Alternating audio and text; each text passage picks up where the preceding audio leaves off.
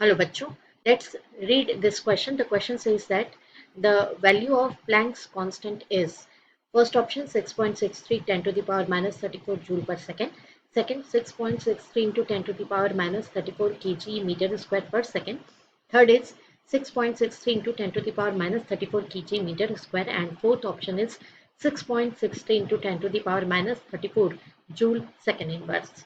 तो चलिए इसे सॉल्व करते हैं और सबसे पहले हम डिस्कस करते हैं की कॉन्सेप्ट। तो बच्चों यहाँ पर जो की कॉन्सेप्ट है that is based on unit, right. आपको यूनिट कैलकुलेट करते आना चाहिए, या ये कह लीजिए कि आपको जो यूनिट कन्वर्जन है वो भी आना चाहिए। एक तो ये, या तो आप इस रास्ते से चल सकते हैं, और सेकंड जो ऑप्शन है वो है डायमेंशंस ऑफ फिजिकल क्वांटिटी। आप दोनों तरीके से यूज कर सकते हैं और दोनों तरीके से कैलकुलेट कर सकते हैं। यहाँ पर हम डायमेंशंस के साथ चलेंगे क्योंकि डायमेंशंस के साथ जाने से ये क्वेश्चन थोड़ा आसान हो जाता है। तो डायमेंशन में हमें पता होना चाहिए कि dimension of mass that is equals to capital M, फिर डायमेंशन ऑफ वेलोसिटी वो होता है L T raise to power -1। Time का dimension of time that is equals to capital T. फिर अगर मुझे डायमेंशन ऑफ वेवलेंथ लेना हो तो वेवलेंथ का डायमेंशन, सिंस ये लेंथ है और मीटर में ही कैलकुलेटेड है, तो इसके लिए डायमेंशन एल लेना होगा। तो ये बेसिक डायमेंशंस हैं जो हमें पता होना चाहिए फॉर कैलकुलेशन। तो चलिए अब हम सॉल्यूशन देखते हैं। तो स्टूडेंट्स, जैसा कि ये एच के लिए है तो हम इक्वेशन लेंगे basic. We know that H आया कहाँ से, तो we know that according to de Broglie equation, according to Broglie's equation lambda equals to H upon P, और यहीं से आया एच, राइट। तो एच इज इक्वल्स टू होगा लैम्डा इंटू पी, जबकि यहाँ पर लैम्डा जो है वो क्या है, वेवलेंथ है।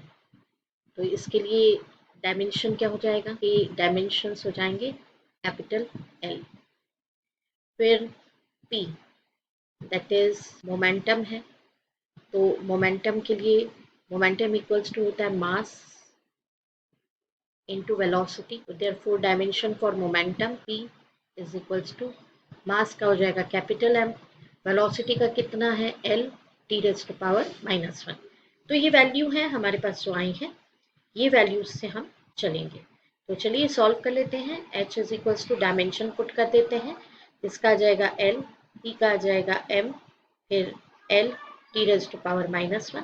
तो फाइनली हमारे पास आ गया m l square T raise to power -1, ये h का आया।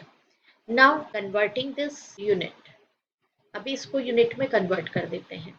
तो मास के लिए जो यूनिट है वो क्या डिसाइड होगी, kg।